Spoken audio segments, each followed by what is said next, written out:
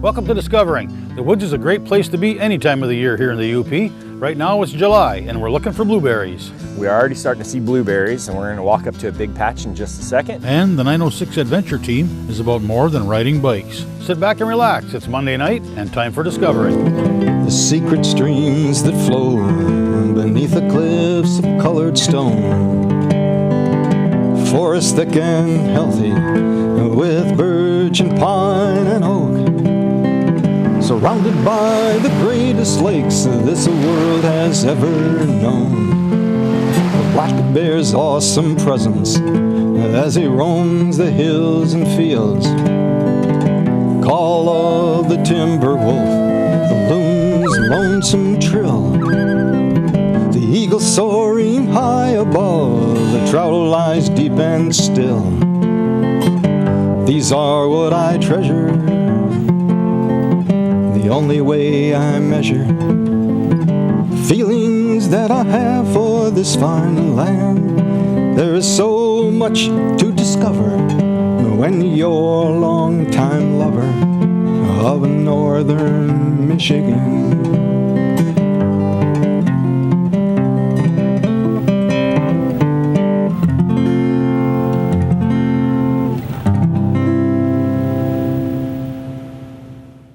Picking blueberries is a pastime shared by many. It's a peaceful, relaxing, and tasty way to spend a day in the woods.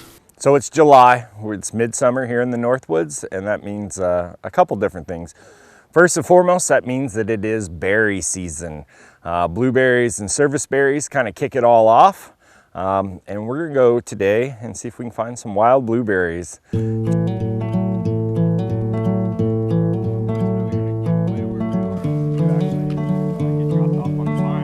So as we walk in here, there are a few trees that blueberries really seem to like to grow around. First of all, blueberries like barrens or soils that are rocky and almost nutrient deficient. They like a lot of rocks and moss and lichen and things like that.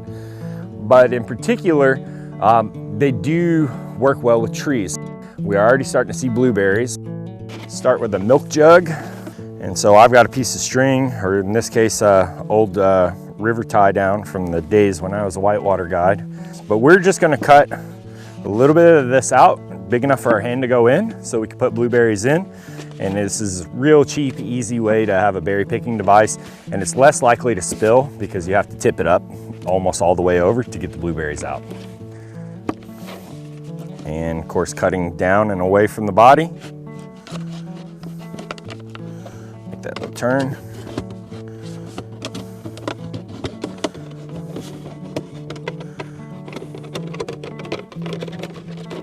A picking device. So blueberries in, and it's a little bit harder to get them out and eat them out of this, so that's always a nice thing. So I like to just do this.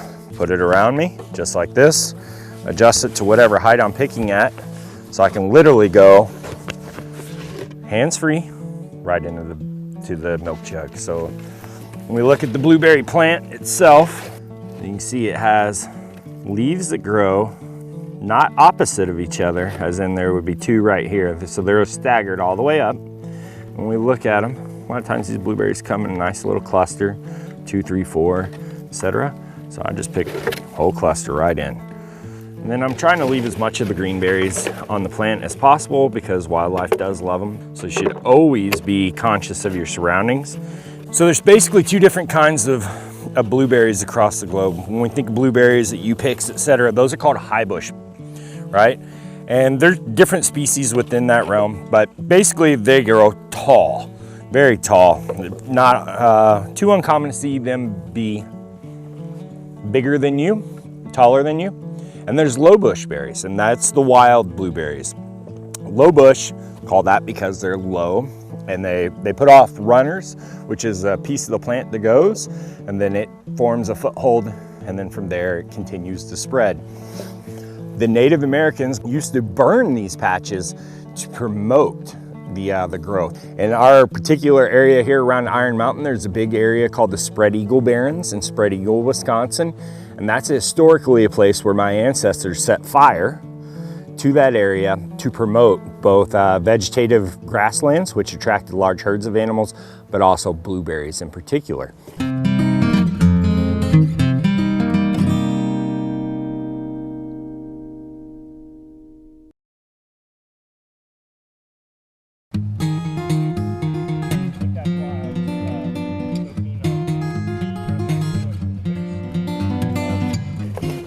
There's some good ones here.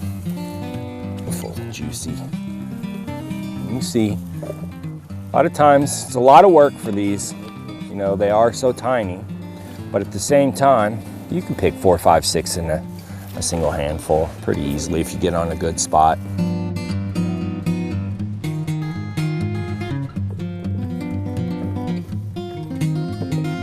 You know, it's one of those things you never ask a blueberry picker, where'd you get those? Just like mushrooms, we don't tell. We got them at the getting place in the woods or out there. And there's plenty of them around. Probably the best public land resource I could recommend to anyone if you really wanted to do a lot of blueberry picking in a short amount of time is the spread eagle barrens, because they're literally everywhere out there.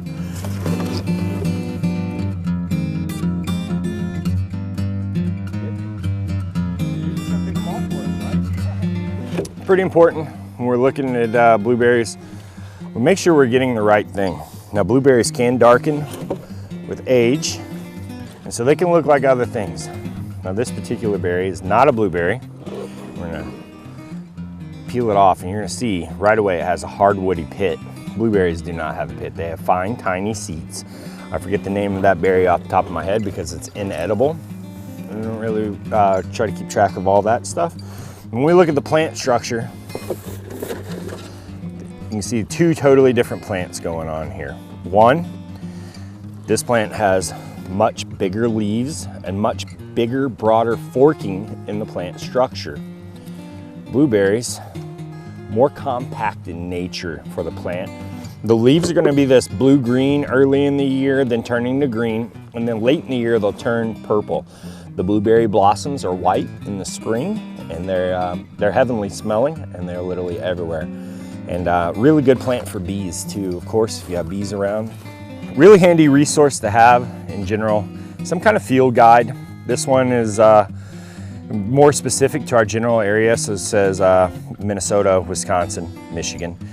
And what I really love about this field guide in particular is it sorts the berries by their color, right? And so it will show you the color of the berry, and that's kind of like your general find it.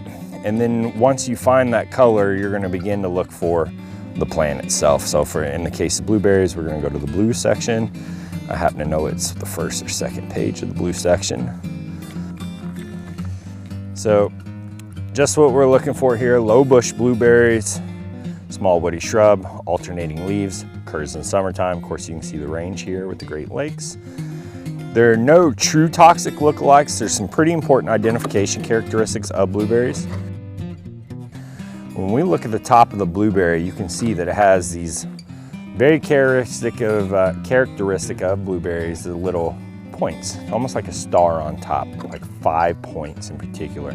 Between that and the leaf structure, it's pretty hard to mess up blueberries. Always, always, always, if you're unsure, consult an actual expert, not an internet expert, but an actual expert that's living and breathing that you can talk to and show the berries to in person. Better to be safe than sorry. When in doubt, throw it out, right? What that means is, especially for young children, is to teach them that if they don't know for sure that it's okay to throw it away and waste it, as opposed to eating something that's potentially toxic or hazardous. Most of the berry-related poisonings are either immigrants from another country who used to have a berry that looked similar in the old country and now they're eating it here. Same thing with mushrooms, kind of in that same ballpark, or they're small children. Small children, of course, things go in the mouth. So if you take your 3, 4-year-old out to berry picking, well, they may have a hard time differentiating between a blueberry and a nightshade berry later on. And they see a nightshade berry, which is pretty common around here, especially in suburbia and in town and on farms. And they eat those. It won't kill them, but it will make them pretty ill. And if you've ever had a sick toddler, that's never any fun. So very important that we get the right berries at the right time. So if you're not finding them in the sun, come over to the shade line. A lot of times in the shade, they're about a week, week and a half behind what's in the open sun. Plus, it's cooler in the shade, so if it's a hot day like this, picking in the shade is much more relaxing than picking in the sun.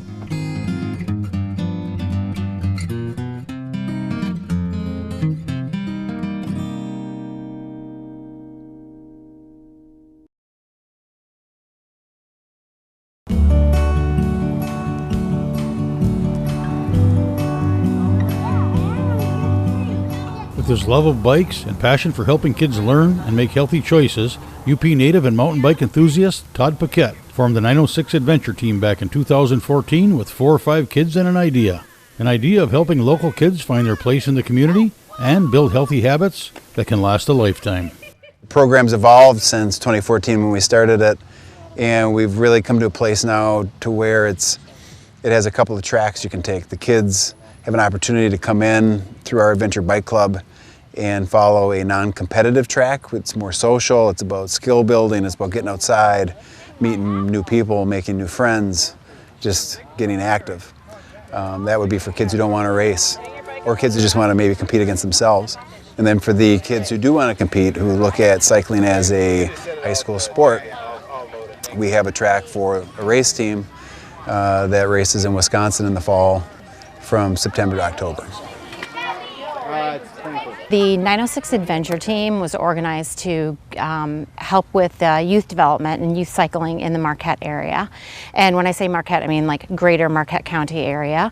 Tonight we are with the 906 Adventure Team Adventure Bike Club, or ABC, and also the NICA Composite Race Team, and that is the group that races with the National Interscholastic Cycling Association teams.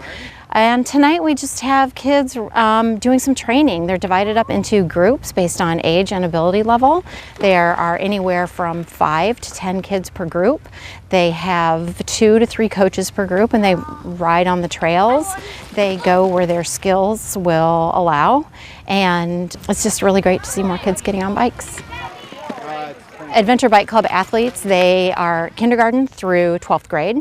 And then the NICA athletes, the race team, they are from middle school and high school age. And all groups are both boys and girls riding together. When my daughter started to ride with 906, really it was difficult to go for a ride as a family. She would be hesitant. We'd try to take her on trails, and it really was never as enjoyable as we hoped it would be. And then when she joined the 906 group and really gained confidence and a lot of ability to ride really technical trails, things changed completely, and she started to take us on bike rides. And there was a day where she said, "Mom and Dad, I want to take you for a ride." And she told us she would take us up Mount Marquette the easy way. I didn't know there was an easy way, and she taught us the different ways to ride Mount Marquette or to ride Benson Grade, and she was 10 years old. It's an amazing amount of growth that happens in a relatively short time when kids gain confidence, and that's exactly what this 906 Adventure Team and the race group, the NICA race group, did for my daughter just as a 10-year-old. A lot of people come up and they see us. What they see is some coaches with kids, and they quickly equate it to being, we're taking kids for a bike ride. And I think that the public sometimes has a tendency to stop the judgment at that, like it's just a bike ride.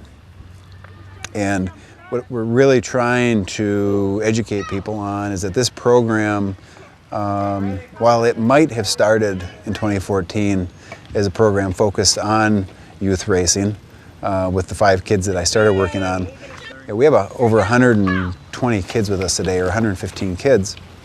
And the adventure now for the kids is beyond the bike.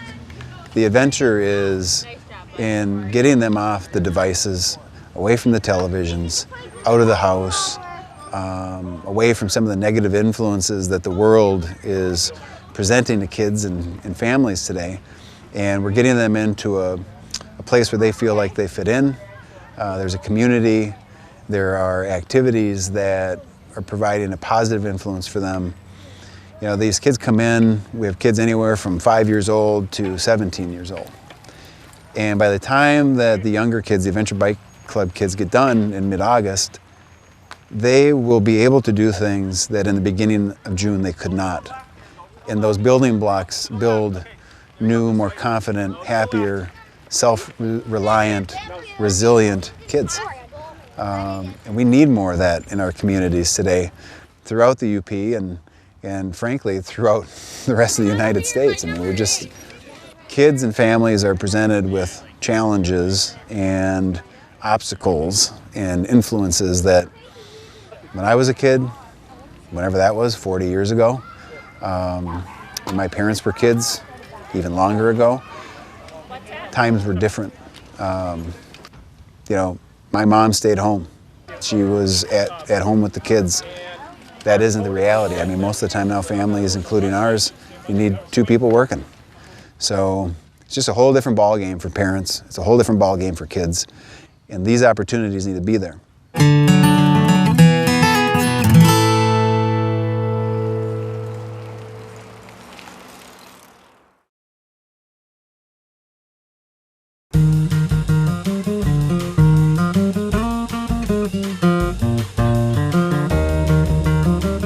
Out in the field, what we have are A-frames set up with the group numbers. Each group is numbered group 1 through 13. And at each A-frame, there is a checklist of the things that the coach is going to cover for the day, the names of the coaches, both the lead coach and the ride sweep, and rosters, bike tools, bike stands, so that all of the bikes can be checked out before they leave for the ride. At the A-frames is where the groups meet. They take attendance, they check through their bikes, and they head out on their ride. You know, in traditional sports, sometimes you can be on a team that, as you get into middle school and high school, becomes more exclusive. So now it's not for everybody because you have to make a certain cut. But even on that roster, only a certain number of kids will really get any quantifiable playing time. And then you have a group of kids that will be there for the team experience and by all rights probably not play a lot. I'm one of the coaches that doesn't have children on the team. I'm just kind of doing this because I really believe that mountain biking is a great way to get children out and experiencing adventure. We got some great trails here. We got a great trail group. It's a nice, safe way for parents to let their kids ride, and I think that provides a really nice alternative to the traditional legacy sports, which I kind of grew up with, and I see the issues with, and I want kids to grow up with an alternative to that.